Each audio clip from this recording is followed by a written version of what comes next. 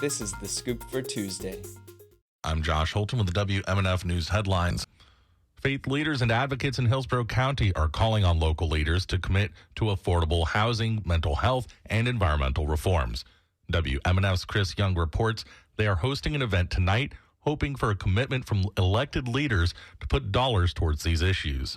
Members and leaders of the Hillsborough Organization for Progress and Equity want commitments from local officials on various causes, the main one being affordable housing. For the past 2 years, the Hillsborough County Commission sharply reduced the Hope Affordable Housing Trust Fund from an available $10 million to $2 million. Opponents say the funds could come from federal and state sources instead of the county. Chris Kravitz is a pastor and vice president at Hope. He wants to see the county fully fund the housing initiative in the 2026 budget. We're not going to stop until we see people off the streets. We're not going to stop until we see working families have that burden eased. We're not going to stop until those with acute mental health crises and disabilities have dignity in their housing. Hope says all county commissioners were invited to attend, but only one accepted. Hillsborough County Commissioner Harry Cohen and Tampa City Council members Guido Maniscalco and Lynn Hertak are being asked to commit to the initiatives. Chris Young, WMNF News. The Department of Homeland Security is telling migrants who entered the country using an online app to leave the United States immediately. It was unclear how many beneficiaries would be affected. The department confirmed yesterday that authorities notified some migrants who came under the Biden administration's CBP One app, but didn't say how many of the more than 900,000 beneficiaries were told their permits were being revoked. CBP One was a cornerstone of President Joe Biden's strategy to create and expand temporary legal pathways to entry.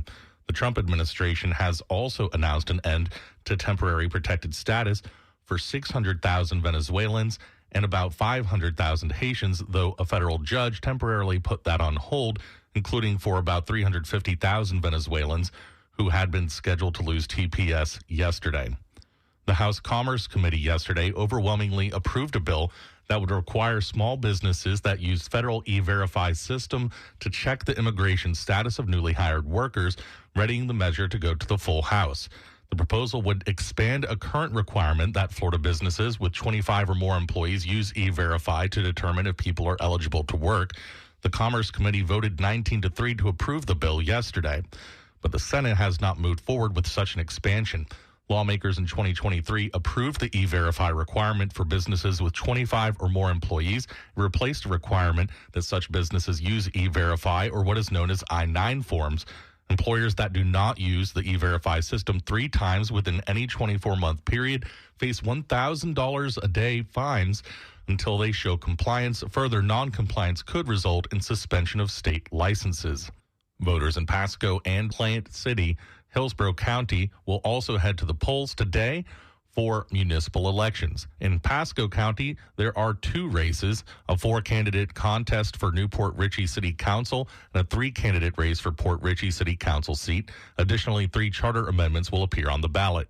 In Plant City, Cameron Henry is running for the Group 1 seat, currently held by Vice Mayor Jason Jones, who was elected in 2022. The term for this position is 3 years with an annual salary of $9,700. For the election, all eligible voters who want to vote in person on Election Day will vote at Plant City Hall. Peter Altman, Lisa Cantwell, Brian M. Jones, and Tom O'Neill are in the Newport Richey race. Lisa Burke, Chris Marr, and Linda Rodriguez will vie for the Port Richey seat. But the polls will be open from 7 a.m. to 7 p.m. for qualified voters. The Florida Gators men's basketball team won the NCAA National Championship last night. They defeated the University of Houston Cougars 65-63. Ailey Shanes reports from a watch party on the University of Florida campus. The Florida Gators have just won the NCAA National Championship. It's a celebratory crowd. This is now the Gators' 3rd national championship and 1st since 2007.